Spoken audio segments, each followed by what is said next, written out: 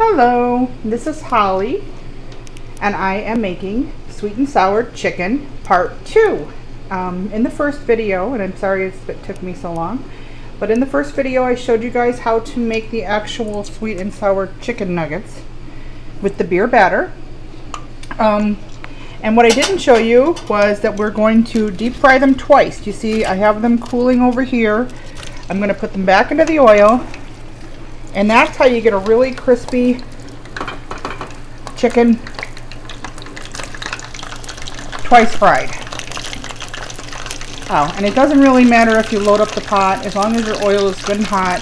You want to deep fry them twice so that you get that nice crispy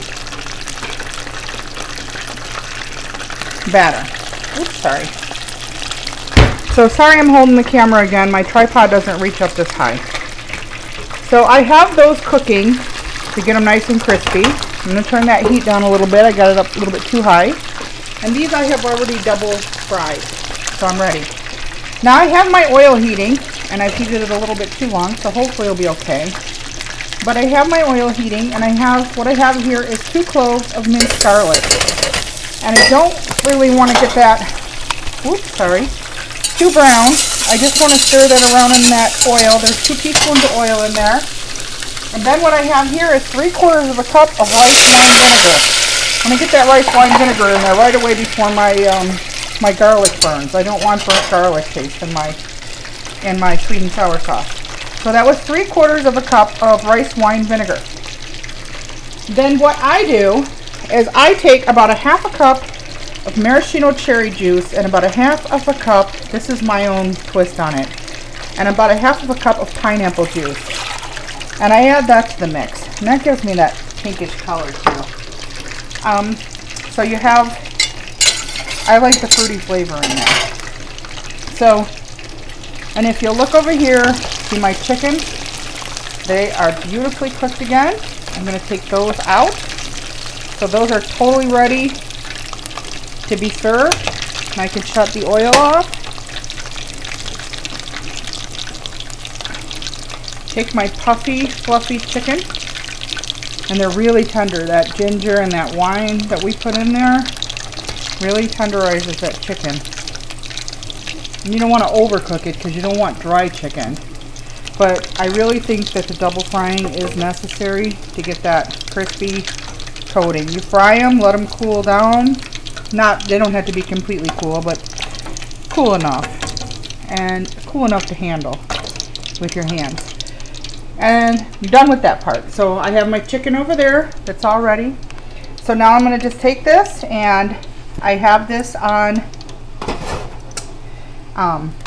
a medium-low heat. I need to bring that up a little bit. Now what I'm going to do is I'm going to add my brown sugar. And what I have here is about 3/4 of a cup of brown sugar.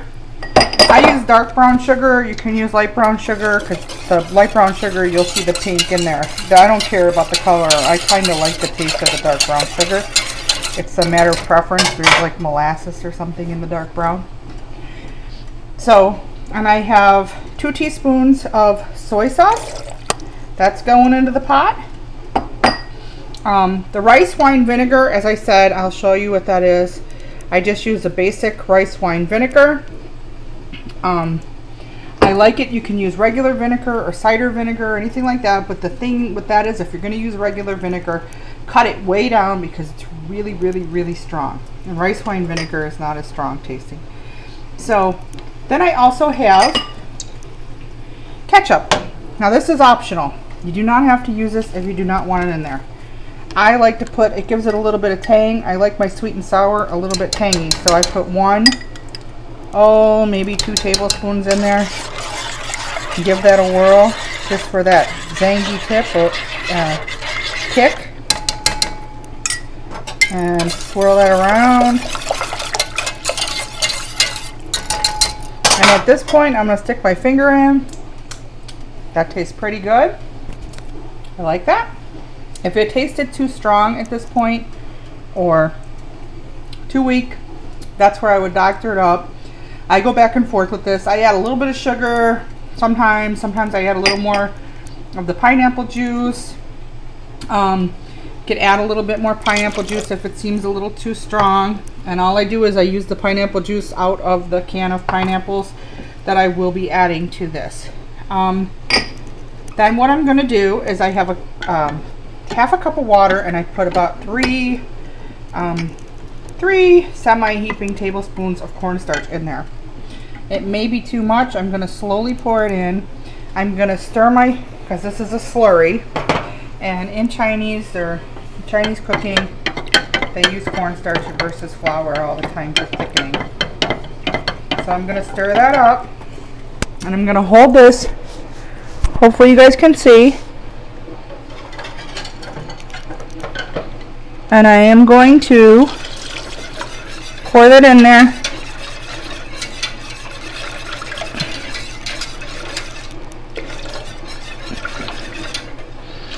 And if this gets too thick, the only thing that will happen is I will just add some more liquid to it and a little more brown sugar, or it's actually sweet enough, so I will probably just add more liquid. And I should have let it come to a boil before I added that slurry, so that it thickened up right away for you. But that mucky brown color will go away as the cornstarch cooks. And you want to continually stir so that you're not burning the bottom. You don't want the bottom burned. And this is the part where I like to put my green peppers in, because I honestly like my green peppers cooked a little bit. I put about a cup of green peppers in there. Well, it was one whole large green pepper. You don't have to use green pepper. I like it in mine. I think it's a nice addition of color. I use a pineapple. Well, a can of pineapple. I take a few, maybe 3/4 of the slices out of the can, and I put those in there. And I put the tomatoes in last. You can also use lychee nuts if you like lychee nuts in here. I really like them, and I usually put them in, but I don't have any today. So let me just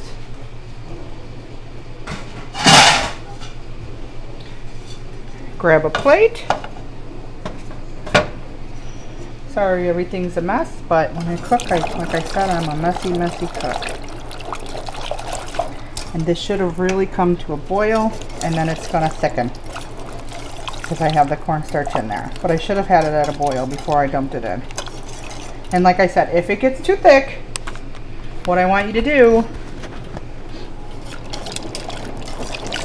is I want you to add a little more liquid. And if it's too thin, you can always put a little more water and cornstarch in a cup, and it has to be cold water. Do not put hot water with cornstarch.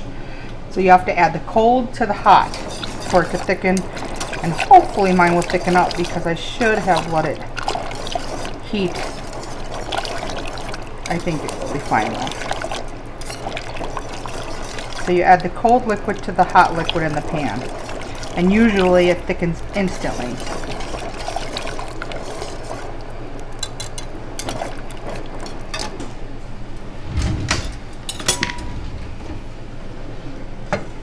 So what I'm going to do here is get some of my, and this is great with served with rice. You can serve it with anything you want. Typically with rice would be great. My family's not real big on rice, so I'm not serving it with rice tonight. I like rice, but I'll be the only one that usually eats the rice with it.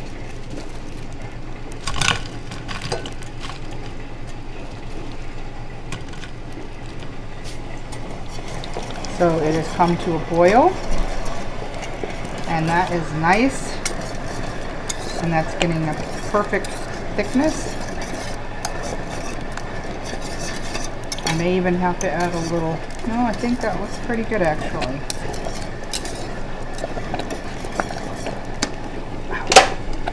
Now it's kind of really hot. Yeah, maybe just a little bit more of the pineapple juice. It's a little bit thick. I like to add flavor in there instead of water, so that's just a preference. You can use all water instead of the pineapple juice.